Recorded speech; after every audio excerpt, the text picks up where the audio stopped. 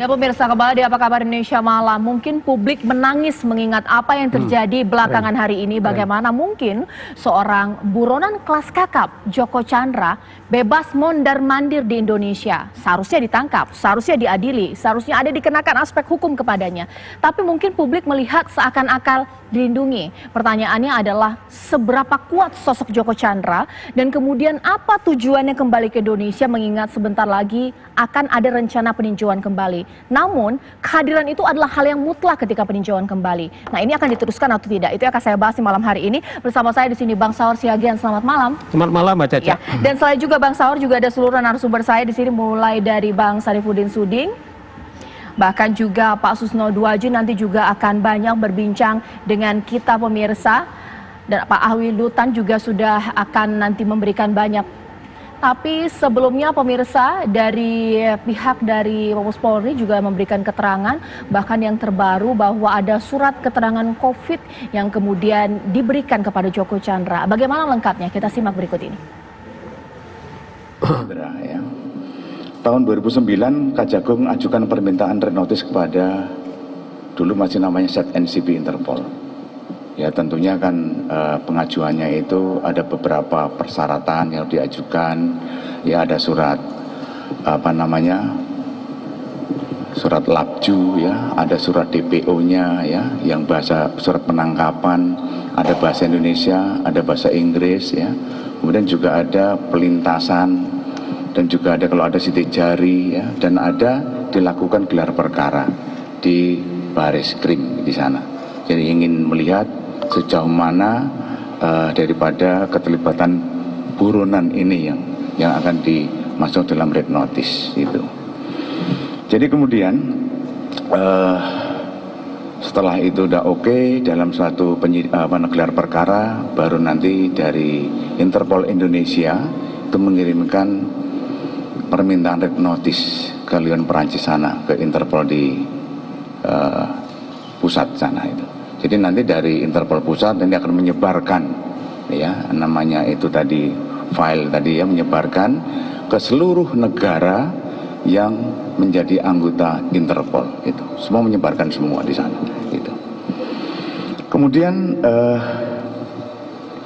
teman-teman tahu ya dengan adanya red notice Joko Chandra di tahun 2009, kemudian juga ada isu yang berkembang kok sudah terhapus ya atau terdelete itu ya.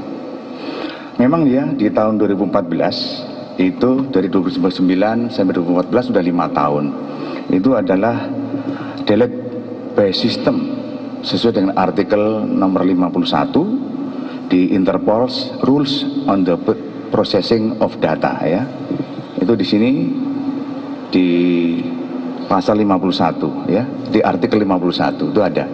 Di sini ada tertulis delete automatical di sana ya, ada otomatis terdelete ya, delete by system. Ini di pasal di artikel 51. Kemudian di dalam artikel 68 itu bahwa file ini ada batas waktunya 5 tahun.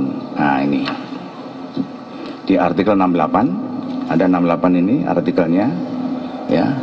Ini di sini disebutkan bahwa analysis file shall be created by the General Secretariat for an initial period not extending 5 years. Jadi ada batas waktunya 5 tahun dan tadi di artikel 51 delete by system. Nah itu. Dua Jenderal Bintang 1 pemirsa saat ini sedang disidik Propam. Kita tunggu bagaimana investigasinya. Tapi mungkin pertanyaannya di sini Bang Saur bahwa sangat kuat berarti sosok seorang Joko Chandra di Indonesia sampai bisa mondar-mandir, bisa jadikan sebagai konsultan, surat jalan, surat bebas COVID dan lain-lain. Ini bagaimana melihatnya? Menurut saya hal yang mungkin juga secara fundamental rusaknya mentalitas penegak hukum kita aja. Saya sih nggak percaya ini terlalu kuat. Tetapi yang menurut analisa saya, bagaimana para penegak hukum ini tidak punya moral, tidak punya harga diri, sedemikian rupa sangat mudah mereka kemudian diiming-iming. Tapi juga sekaligus juga saya kira ini juga refleksi kepada kita. seorang bintang 1 misalnya, seorang jenderal. Nah ini juga harus disidik. Apakah dia ini sendiri di kesatuannya atau juga terlibat kepada hal yang besar. Tapi menurut saya bukan saja sesungguhnya Mbak Caca polisi dipermalukan, negara ini dipermalukan, rakyat dipermalukan, kemudian negara hukum dipermalukan. Bagaimana seseorang institusi yang kita minta untuk menangkap buronan, ya itu adalah perintah hukum, nggak ada yang lain. Tetapi dia sendiri kemudian bahkan memperlakukan dia datang ke rumah di mana dia harusnya ditangkap, bahkan diperlakukan penjahat ini menjadi konsultan mereka. Ini kan saya nggak tahu lagi mendefinisikan kejahatan seperti apa ini. Andaikan institusi yang lain mungkin melakukan nggak apa-apa, tetapi polisi karena mereka ini yang bertanggung jawab untuk menangkap mereka ini bersama dengan Kejaksaan Agung gitu loh. Tetapi penjahat ini, buronan ini malah diperlakukan dia sebagai seorang konsultan. Itu menurut saya penghinaan yang sangat luar biasa, Mbak Caca. Oke, saya sekarang ke Bang Sarifudin Suding di sini, Bang. Sambil saya akan terus menghubungi Bang Sarifudin Suding, tapi sebelumnya pemirsa agar jelas kepada Anda, karena memang ini kasusnya setelah lama sekali, supaya kemudian merefresh ingatan kita bagaimana kemudian jejak dari seorang Joko Chandra kemudian hingga ini menjadi polemik, pemirsa. Ini dia, kita simak pemirsa. Ya, kemudian kasus Joko Chandra ini memang begitu mencuat ketika bocornya surat jalan yang kemudian dikeluarkan. Bahkan hal ini yang kemudian melegalkan seorang Joko Chandra bisa berpergian di Indonesia. Tapi mungkin Bang Saur, kalau misalnya melihat saat ini kasusnya begitu rumit dan juga begitu polemik, ini kan kita lihat terlebih dahulu. Ini merupakan jejak dari Joko Chandra di Indonesia.